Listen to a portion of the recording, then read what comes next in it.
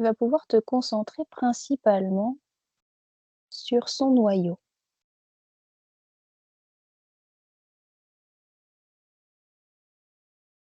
Remarquer sa présence. Oui. Ouais. OK. Dis-moi déjà si tu as une information par rapport à ce noyau terrestre, actuellement? Ce qui est le plus intéressant au niveau du noyau terrestre, Mmh. euh, c'est les plans plus subtils au-delà du plan physique. Mmh. Les plans qui vibrent à des fréquences plus élevées que le physique. D'accord. Il y a vraiment comment dire, un éventail, une amplitude de vibrations qui est très très élevée. Mmh. C'est-à-dire que, en fait, c'est c'est comme s'il y avait toutes les vibrations possibles, presque jusqu'au niveau des vibrations de la source. D'accord. Je dis presque parce que, mais c'est presque, c'est plutôt jusqu'aux On y est vibrations proche. de la source. C'est plutôt ça. OK. C'est, Tout est concentré à ce niveau-là? oui, c'est comme Ouais. si plus on se rapprochait du centre Mmh. et plus on se rapprochait de la source vibratoirement. Euh, c'est une description qui est pas bonne, mais euh,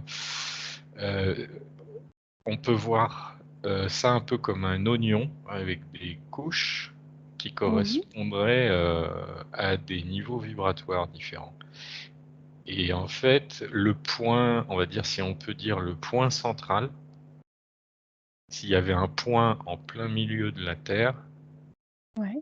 eh bien, son centre, en fait, ça correspond à la source. Très bien. OK. Donc toujours en te concentrant sur ce noyau, j'aimerais que tu regardes s'il a un mouvement ou bien s'il est statique. Qu'est-ce que tu remarques? Alors, il y a plein de mouvements, mais c'est pas les mêmes selon les taux vibratoires. Donc, si on parle ça dépend de quel taux et de quel plan on parle en fait. Si c'est un plan physique ou si c'est un plan plus subtil. On va déjà commencer par le physique si tu veux bien. Oui. Alors, sur le plan physique, il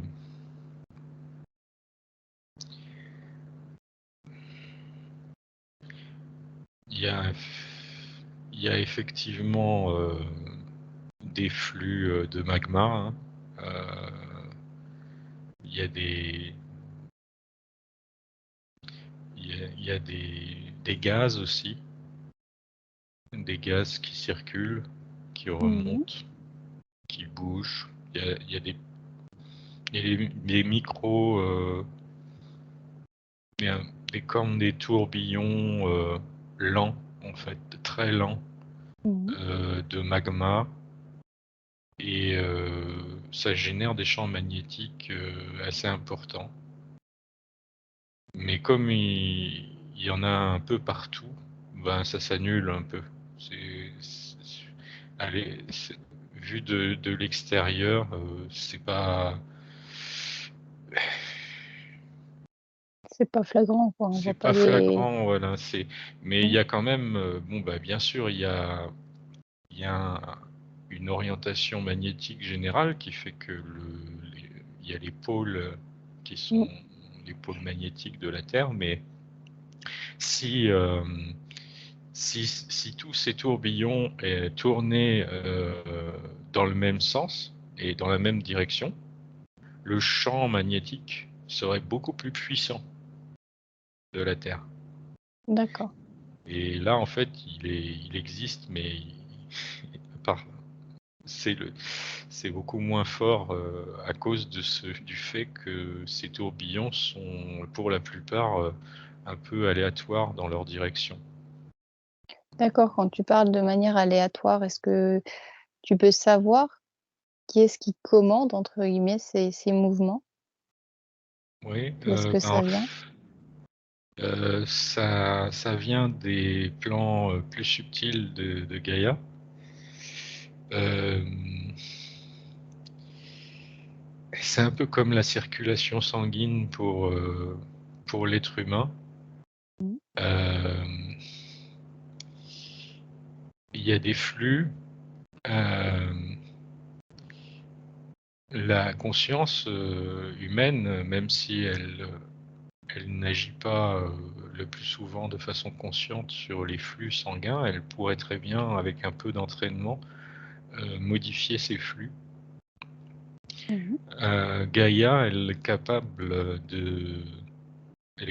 de modifier ses flux, à l'intérieur d'elle-même D'accord.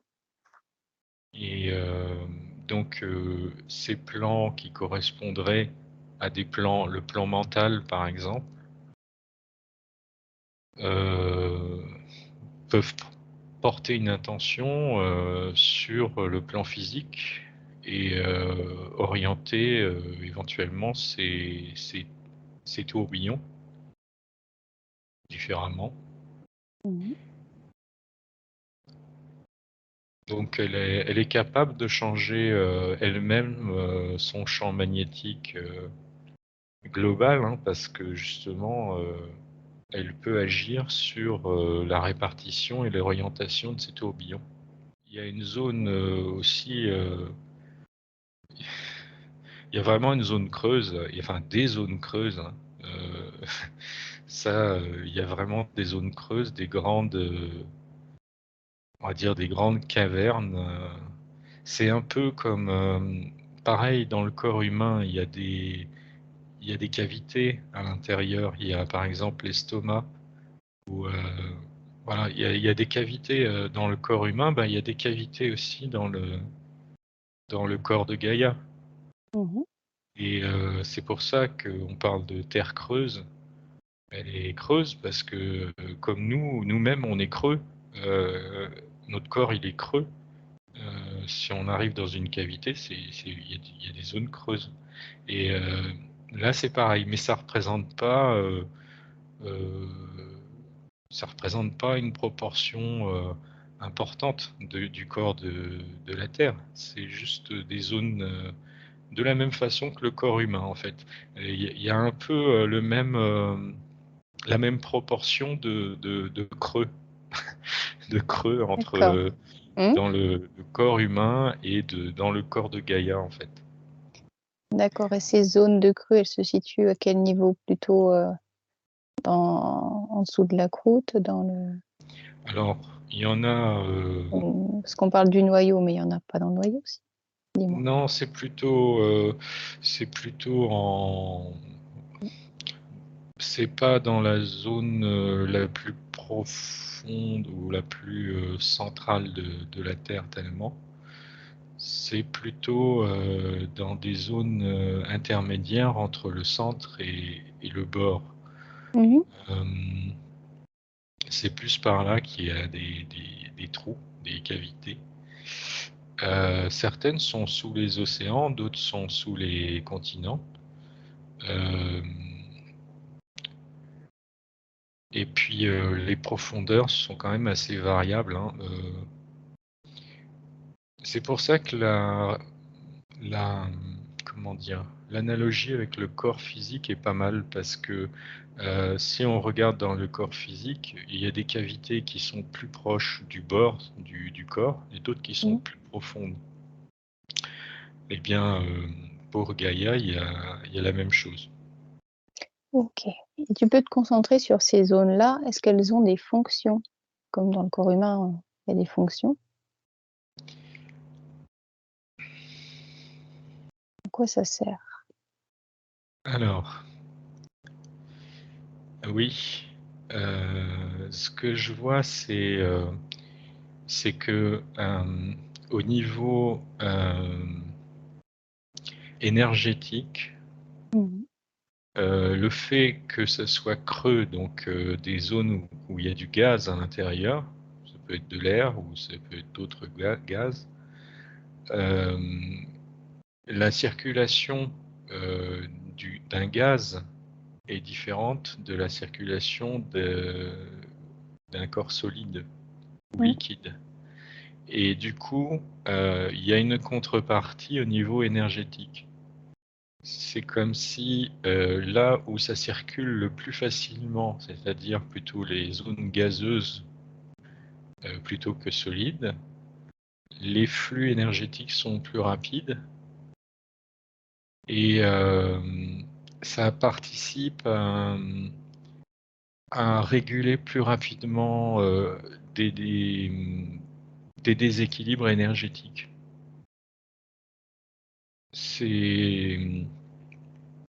On a un peu ça dans le corps humain, mais sous la forme surtout du flux sanguin. C'est-à-dire que le sang a aussi sa composante énergétique. Mmh. Et on peut ressentir par exemple quand il y a des soins énergétiques, des sensations de froid ou de chaud. Eh bien en fait souvent ces sensations sont liées à des changements au niveau circulatoire du sang qui font que il y a des variations de perception de température puisque il y a plus ou moins d'apport sanguin dans certaines zones. Mmh. C'est corrélé en fait. C'est comme s'il y avait une corrélation entre les flux sanguins localement et les flux énergétiques. Et il y a quelque chose de similaire pour Gaïa. Ça inclut les flux liquides, mais aussi les flux gazeux à l'intérieur de Gaïa. Mmh. Et donc, il y a une connexion. Il y a une connexion entre ces zones, ces cavités et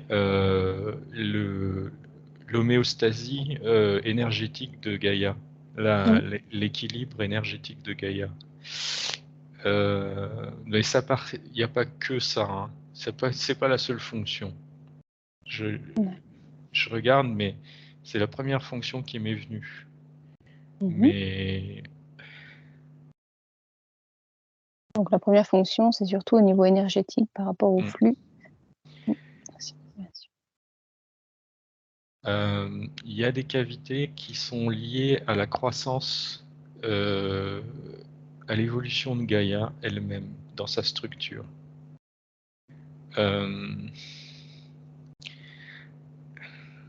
C'est un peu comme si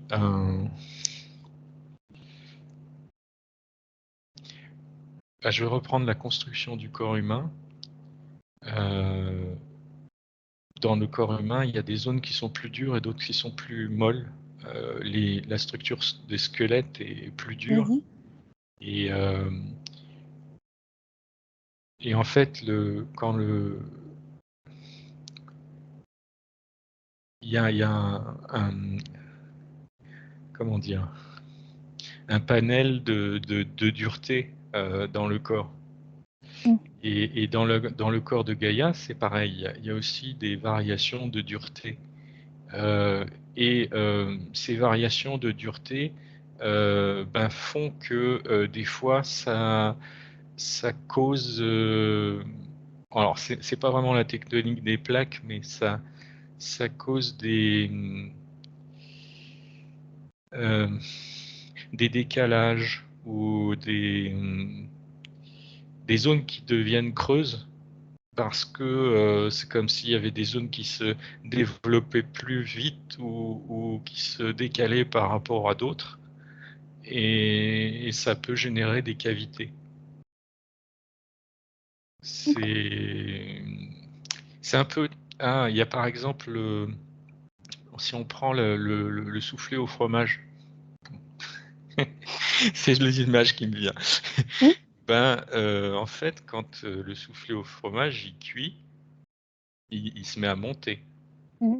Et quand il se Il y a met à des trous monter, dedans. il y a des zones qui vont monter plus et d'autres moins. Et puis du coup, comme ça va pas être uniforme, et ben il va y avoir des trous qui vont se former. Mmh mh. Et ben en fait, il y a un peu c'est un peu ça. OK. Donc ces cavités-là, elles n'ont pas une fonction particulière, elles sont juste là parce que c'est lié à la formation, et au développement du corps de Gaïa. Alors là, Mmh, à la résultante. Mmh. je parle au niveau physique, hein, de Gaïa, hein, Mmh. de la partie terrestre physique. Mais parce qu'au niveau, plus subtil, il n'y a pas de cavité comme ça, il n'y a pas de trou. Oui, tout est Il y a énergie des et mmh, il y a une fluidité, mmh. il y a c'est beaucoup plus, c'est pas uniforme, heu, mais c'est comme une espèce de grosse soupe.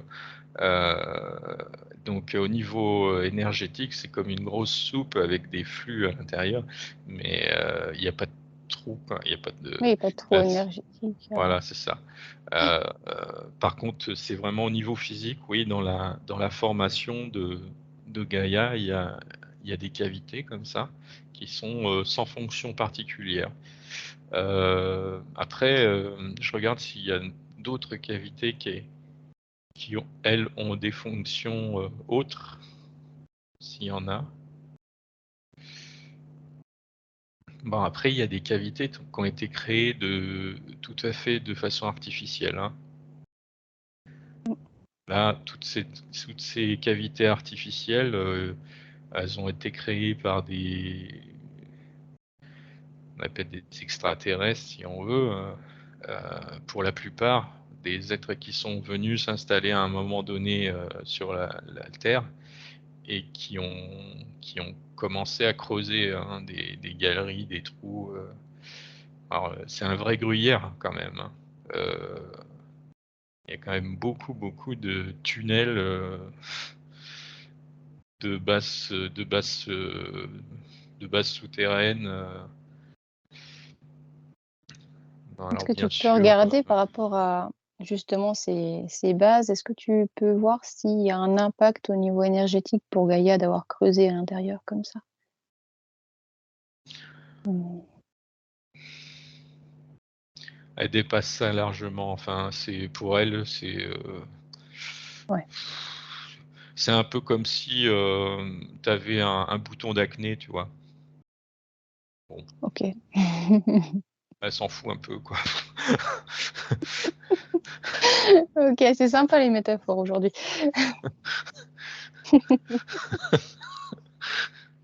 OK, bon, très bien. Est-ce que tu vois d'autres choses par rapport à ces cavités? Est-ce qu'il y a d'autres fonctions? Mmh.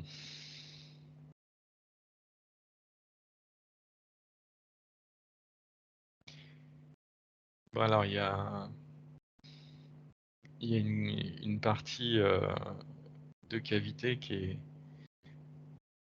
alors c'est pas, ça en revient à la fonction du flux énergétique, hein, mais je voulais en parler parce qu'elle est particulièrement impressionnante. C'est c'est celle qui se trouve sur les pôles. OK. Il y a vraiment,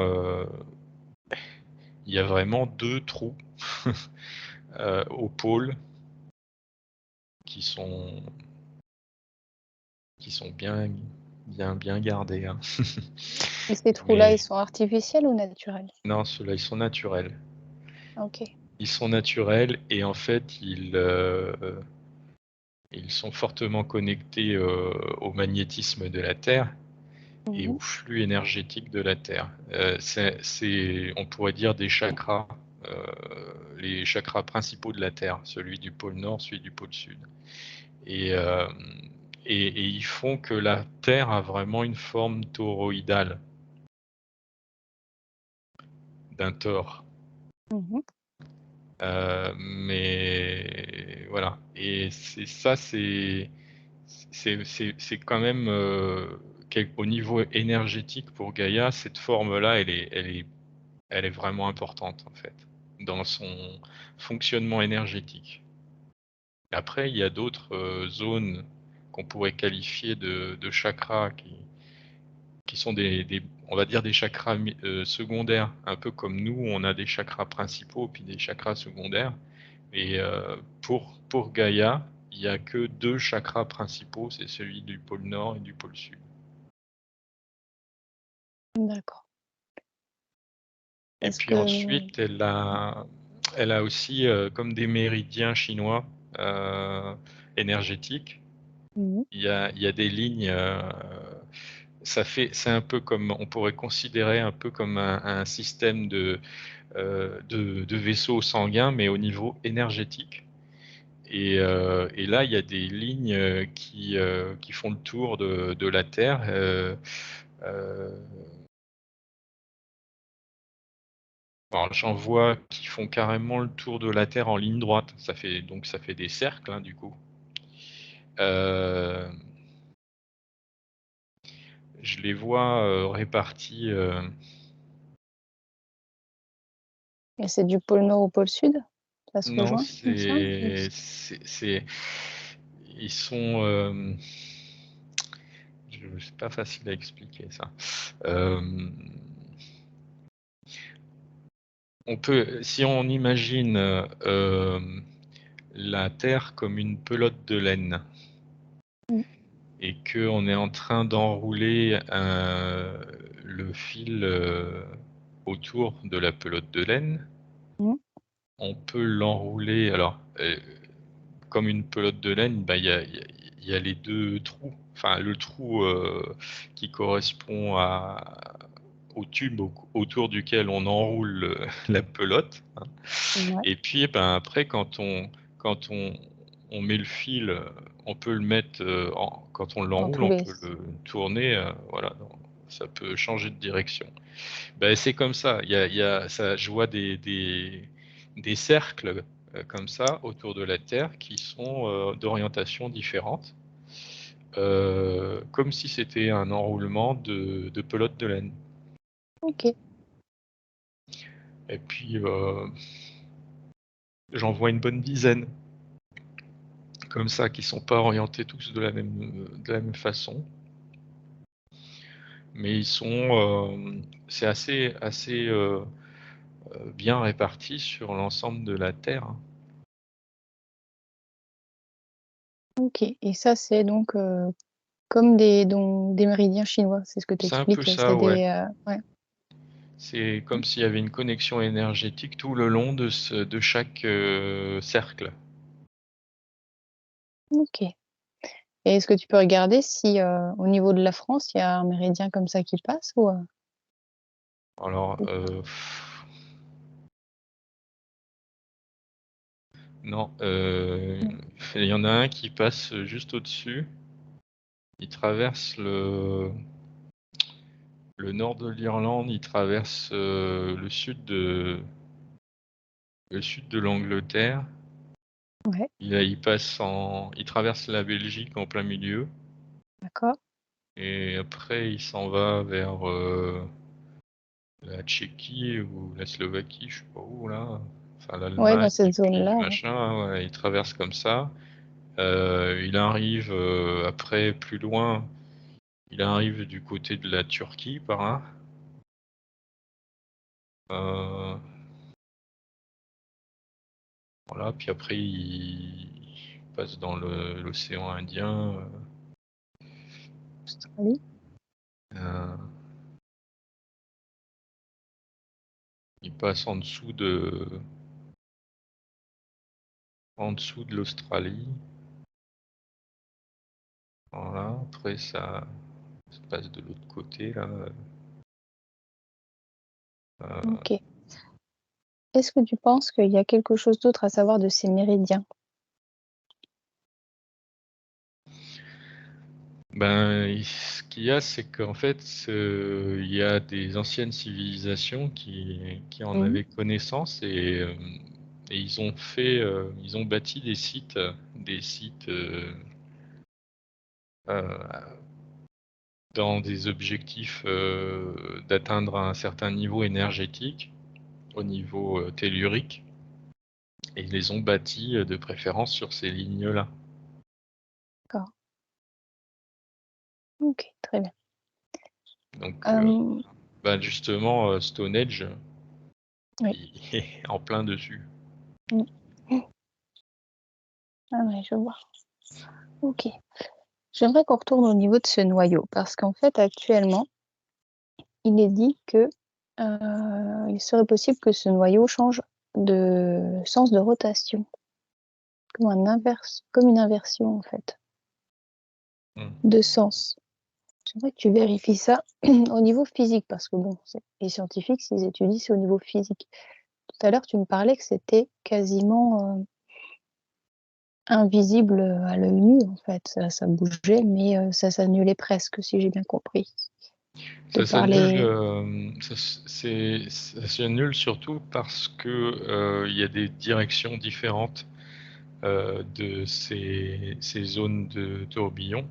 mmh, Mais c'est pas parce que c'est pas visible, enfin, si on pouvait creuser puis regarder localement, on verrait les mouvements de magma, facilement, quoi. Ça bouge. Ça bouge, pour donner une idée, ça bouge à peu près à la vitesse à laquelle on voit, de la lave descendre d'un volcan. d'accord. OK, donc ça serait quand même visible. C'est visible, ouais, mais voilà, après, forcément, il fait un peu chaud, quoi. C'est pas pratique pour y aller, quoi. Ah mais là, avec ta conscience, tu peux aller y jeter un petit coup Oui, oui. d'œil. Ah ben, ouais, ça va, Sans je problème. brûle pas, Ça va, tu as pas trop chaud? non.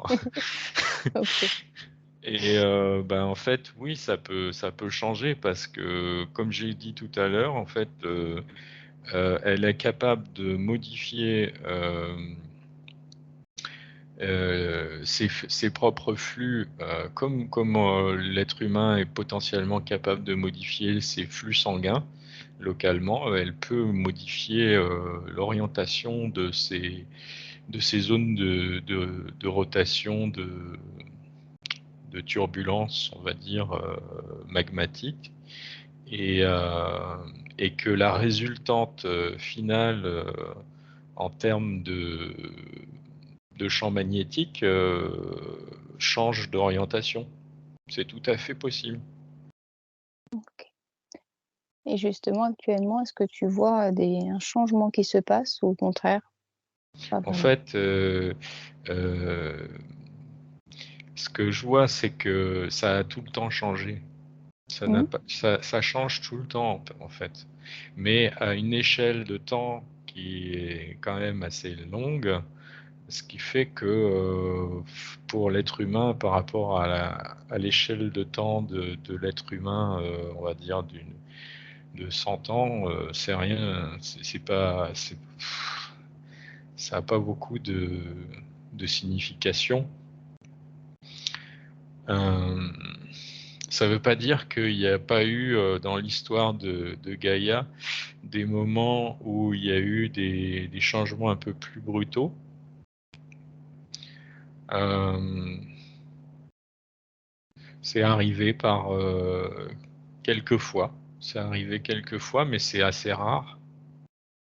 Dans l'histoire de Gaïa, c'est assez rare ces moments-là, où il y a une variation quand même assez notable, quoi, parce que, ça passe par zéro et puis ça s'inverse. C'est pas forcément, en termes d'amplitude du champ magnétique, global, c'est pas forcément une variation très, très importante, mmh, mais le simple fait qu'il y ait une inversion des pôles, ça perturbe, notamment beaucoup, les animaux, qui pour beaucoup, sont très sensibles au champ magnétique terrestre. C'est Ça perturbe, bien sûr aussi un peu, la météo, l'activité, l'activité météo, à la surface de la Terre, mais c'est pas aussi catastrophiste que certaines, certaines théories sur l'inversion des pôles, hein. Mmh. C'est pas Et de pour ça qu'il faut avoir peur, en tout cas, hein, surtout. C'est ridicule d'avoir peur de ça, c'est ce que j'ai comme information. OK. Et pourquoi est-ce qu'elle fait ça, la Terre? Ben, simplement, c'est sa vie interne, en fait, hein, Mmh. parce que, ben, c'est de la même façon que, ben, nous, par exemple, on va avoir je reviens encore à la circulation sanguine, il y a des personnes qui, à un moment donné de leur vie, par exemple, ont des problèmes de circulation sanguine et puis, il y a un autre moment, ça fonctionne mieux.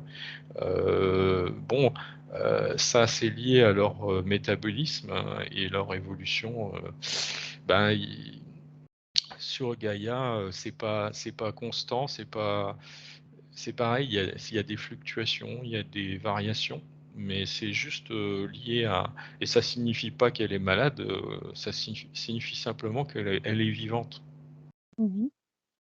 et donc OK, ça fait partie de son métabolisme, en fait. OK. Et à l'échelle donc, au niveau du temps, c'est bien plus que tous les 100 ans, hein? On est bien d'accord? C'est quelque chose qui se passe assez Ah, ben, rarement? c'est-à-dire que, comme je dis, hein, elle change tout le temps, en Mmh. permanence. Mmh. Mais si on parle des changements qui sont assez brutaux, Ah mais ceux-là, brutaux. ils sont très rares, sont vraiment très rares. D'accord. Heu, pour donner, une idée, c'est plutôt en milliers d'années que ça se compte, plutôt Mmh. qu'à l'échelle d'une vie humaine, quoi. OK.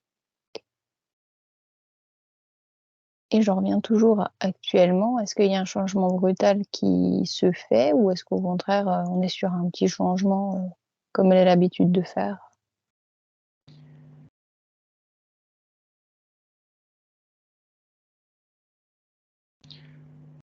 Je vois pas de changement brutal.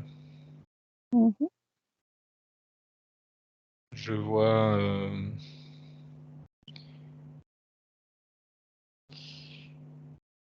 je vois effectivement que le champ magnétique est en train de se réduire en amplitude.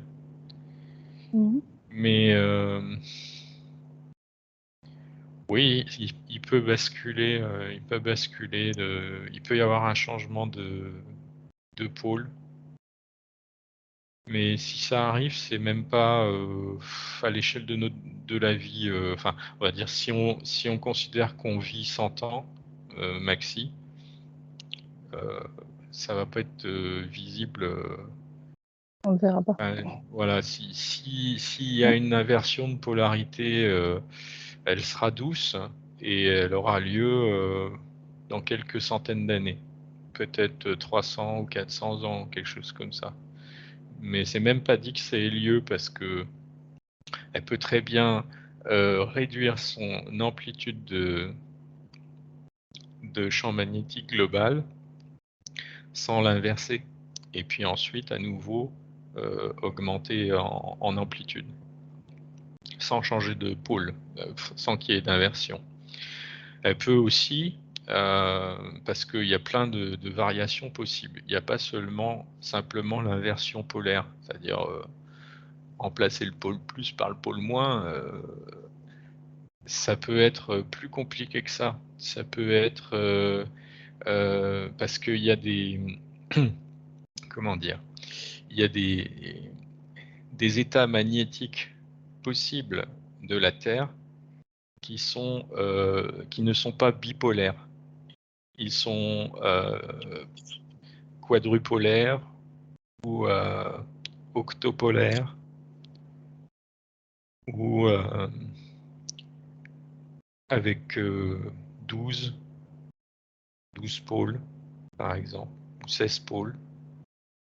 C'est des états qui existent et qui ont existé par le passé à certains moments. Et donc là, ben, c'est comme si, prenons le cas de 16 pôles, on va avoir, 8 pôles positifs et 8 pôles négatifs dans des zones différentes. Est-ce que c'est concentré au même niveau, ces pôles? Et ils sont répartis un peu comme un cristal, c'est parfaitement géométrique. Ils sont répartis de Mmh. façon géométrique. Si on prend un solide par exemple un solide de Platon, les pointes du solide sont pas situées de façon aléatoire par rapport au solide. Elles sont Mmh. les unes par rapport aux autres, elles ont une position géographique bien particulière. Et bien là, c'est pareil. Là, quand on prend le cas bipolaire, ben, les deux pôles sont placés à l'opposé l'un de l'autre. Voilà. Quand on parle d'un cas où il y a 4 pôles, eh bien, ça va être un peu en carré en fait. C'est-à-dire que la répartition est en carré. Si on trace une ligne qui rejoint les 4 pôles, ça va former un carré. Ouais. Mais ils sont localisés Même, là, au lieu que ça soit une ligne en bipolaire, ça devient un carré quand il y a 4 pôles. Et s'il y a 8 pôles, c'est plus compliqué, ça va devenir un volume. Euh, je suis nul en octogone, quoi. en géométrie, mais mais voilà quoi. C'est-à-dire qu'ils vont pas Disposés à la même être distance disposés à chaque fois. voilà, de façon aléatoire, mais c'est vraiment au Mmh. niveau géométrique, ça va former un volume, on va dire comme un solide de Platon un peu. D'accord. Alors, j'aimerais bien comprendre une chose aussi, c'est qu'on avait parlé donc de l'inversion des pôles, des choses comme ça, mais c'est par rapport au noyau, au niveau du sens de rotation du noyau et non pas des pôles. Mmh. Je parlais tout à l'heure. Heu, est-ce que est-ce que tu l'avais bien compris ça comme moi? Histoire du Alors sens de rotation du noyau. oui, alors moi je parlais pas du sens de Oui. rotation du noyau vraiment. Bah oui, tu parlais des Euh, champs magnétiques, oui, de la alors Terre. après, oui, c'est ça. Bah, là, si la question c'est le sens de Mmh, rotation du noyau, oui. ben il n'y a pas de rotation. Il n'y a pas de rotation. Non, parce que si c'était un sens de rotation du noyau, ça Ouais, voudrait dire que l'ensemble du noyau tourne de façon homogène. oui. Et en fait, c'est pas le cas. Mmh, C'est pas le cas. Il y a plein de tourbillons dans tous les sens.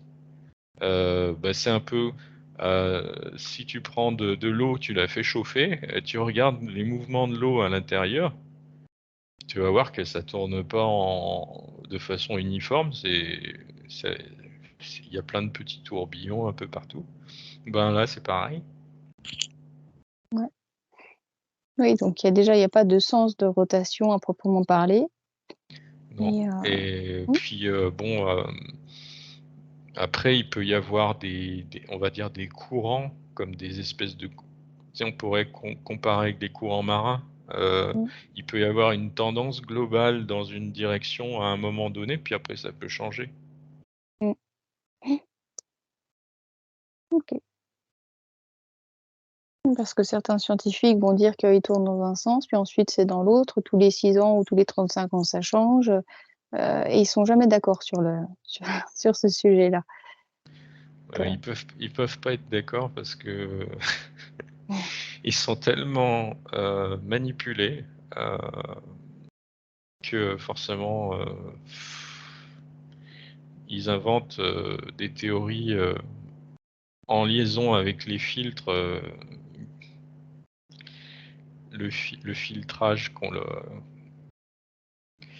enfin, ils prélèvent pas l'information de façon vraiment objective en fait. mmh, C'est pas des vrais scientifiques, les scientifiques. entre guillemets.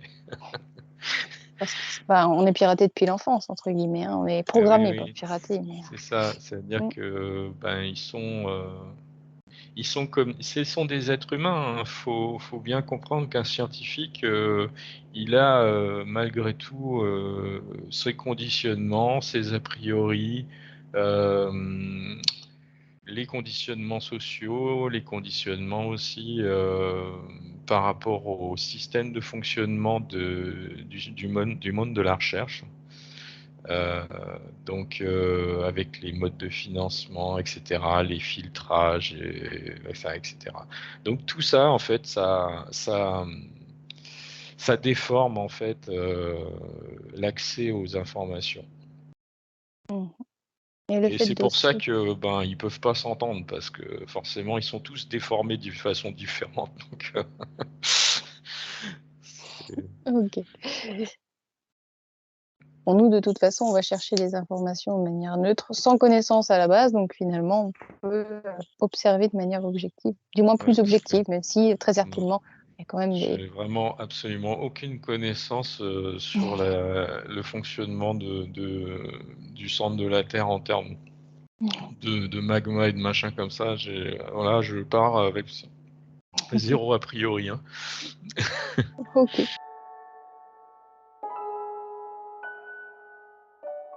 À partir de là, j'aimerais qu'on se déplace de nouveau au centre de la Terre, si tu le veux bien. Que tu puisses aller voyager au centre de la Terre, Oui.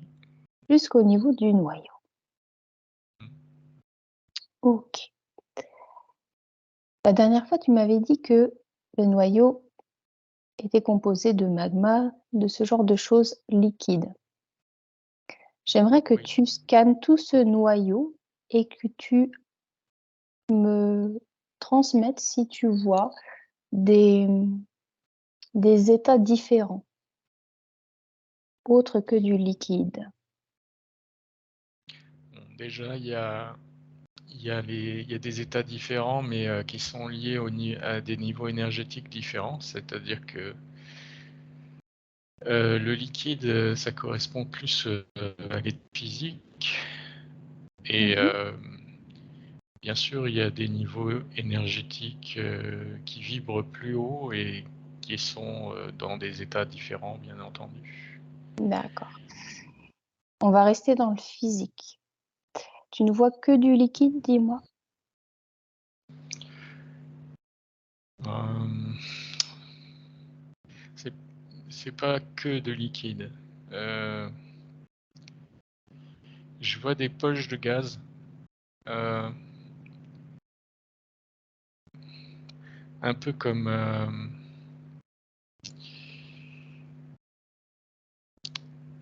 quelque chose d'effervescent.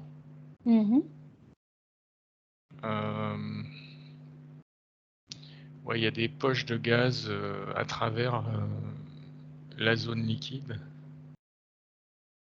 Ça bouge, ça fait des courants, qui sont, relativement lents, hein, c'est des courants qui un peu comme des courants marins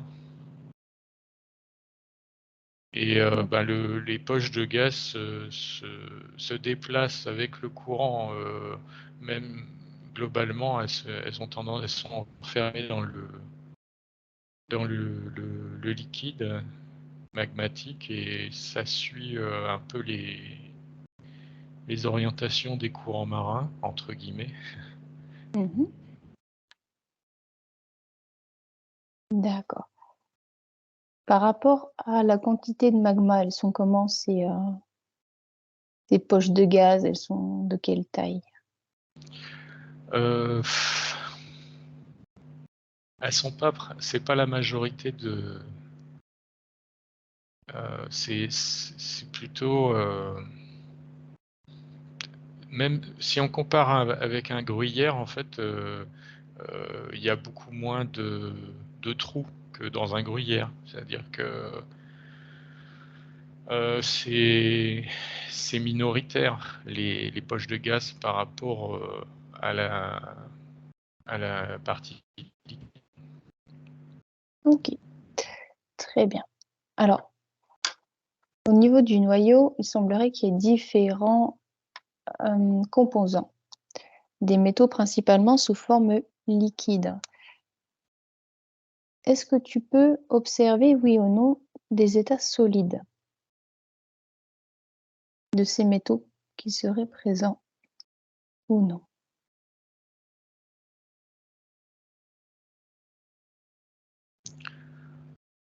Alors,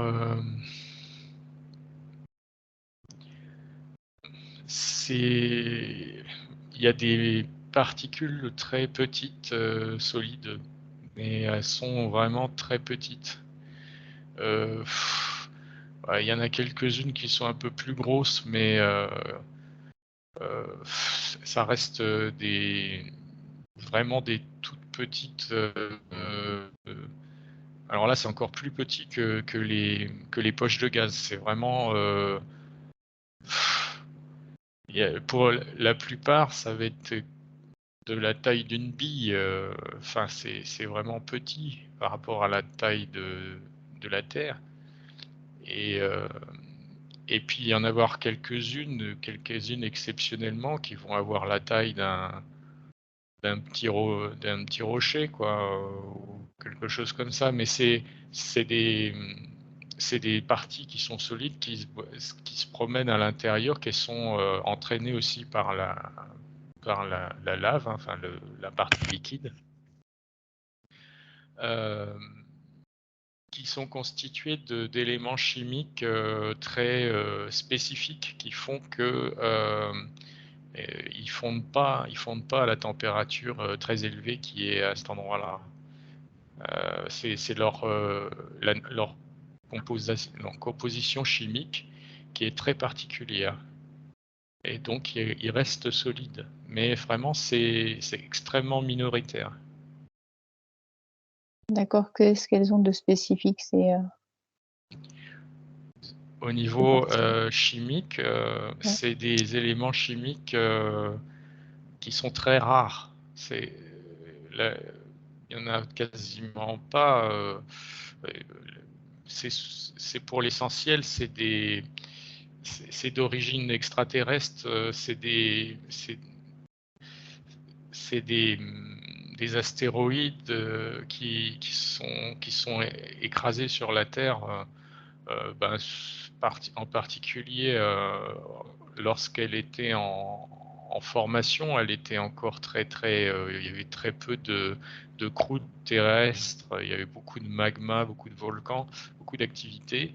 Et donc ça s'est mélangé avec le magma de la Terre. Il y a eu et donc ça circule à l'intérieur de la Terre dans la zone qui est liquide, mais Mmh. c'est pour l'essentiel d'origine extraterrestre, hein. Et c'est D'accord. des composés chimiques qui sont hyper rares sur la surface de la Terre. OK. Est-ce que, du coup, c'est des composés qui sont différents du fer et du nickel, toutes ces choses-là qui Oui, oui, composent, ils ont un numéro atomique très élevé en fait, hein, c'est mmh. c'est dans les 150, 160. Des composés certains sont même pas connus, la plupart même sont même pas connus officiellement. C'est des composés qui n'ont pas été encore découverts par la science officielle. D'accord. Toujours en déconnectant de tes informations, j'aimerais que tu envoies cette question à l'univers pour, obtenir une réponse. Est-ce que la densification, elle aurait un impact direct ou indirect sur l'état des métaux qui peuvent, se trouver La là? La densification, la densité finalement, la pression, qui s'y trouve au centre du noyau, est-ce que ça aurait un impact sur, l'état finalement des métaux? alors,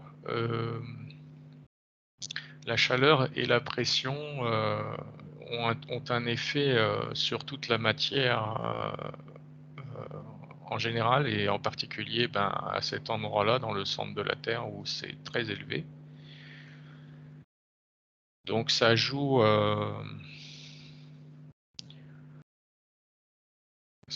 sur les propriétés des métaux, effectivement. Ça peut avoir des effets qui peuvent faire que, par exemple, ils peuvent se liquéfier plus facilement ou rester solides plus facilement, ou bien passer à l'état gazeux plus facilement. Tout ça, ça peut être influencé par la pression et la température. OK, et au niveau de ce noyau terrestre, c'est relativement uniforme finalement? C'est pas plusieurs couches? Il y a pas plusieurs couches de noyaux, c'est un seul noyau et c'est tout? C'est ce que tu observes? Euh, Quand on- l'uniformité, il y a c'est difficile de dire que c'est uniforme complètement, mais parce que justement, il y a des composés chimiques, des métaux différents, avec des proportions qui sont assez variables. Euh, Certains sont très rares, d'autres ils sont plus communs dans cette zone-là. Et puis, au niveau de la texture du liquide, ça devient plus visqueux au fur et à mesure qu'on s'éloigne du centre. Plus on va vers le centre et plus c'est fluide. C'est, ça, et plus les courants sont accélérés, sont plus rapides. Mais je sais pas si on peut dire que c'est homogène, c'est pas vraiment homogène. Donc finalement, tu es en train de te dire que plus on s'éloigne, plus c'est fluide et quand tu parles Non, de fluidité, c'est plus on se rapproche du centre, plus c'est fluide, plus on s'éloigne, plus c'est visqueux, ah, ça bouge mais plus lentement. Parce que d'accord, la viscosité est plus élevée, donc les mouvements sont plus lents. d'accord. Est-ce que tu peux me dire qu'est-ce qui finalement crée ou entretient le champ magnétique de la Terre? Là, c'est lié pour l'essentiel, au flux, au flux des,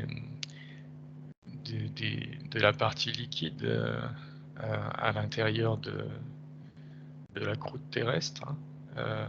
C'est ça fait des courants électriques parce que c'est partiellement chargé. Il y a des frottements en plus, des frottements de liquide qui font qu'il y a des liquides qui se chargent électriquement et ensuite ils se déplacent avec ces courants entre guillemets marins. Et comme ces courants sont pas uniformes, Mmh. globalement, il y a une rotation globale, mais ça ne veut pas dire que tous les courants tournent dans la même direction. Ça veut dire que comme ils ne sont pas tout à fait identiques les uns avec les autres, ils ne se compensent pas totalement. Et donc, il y a un effet global de rotation dans une direction. Et c'est ça qui donne le champ magnétique terrestre. D'accord, très bien.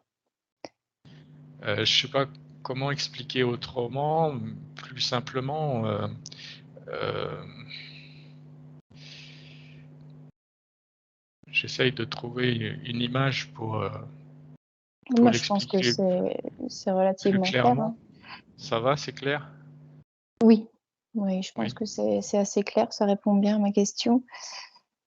Non, je pense que pour cette petite exploration, on a fait le tour. Ça a répondu principalement à mes questions et donc du coup, tu vas pouvoir, déconnecter de tout.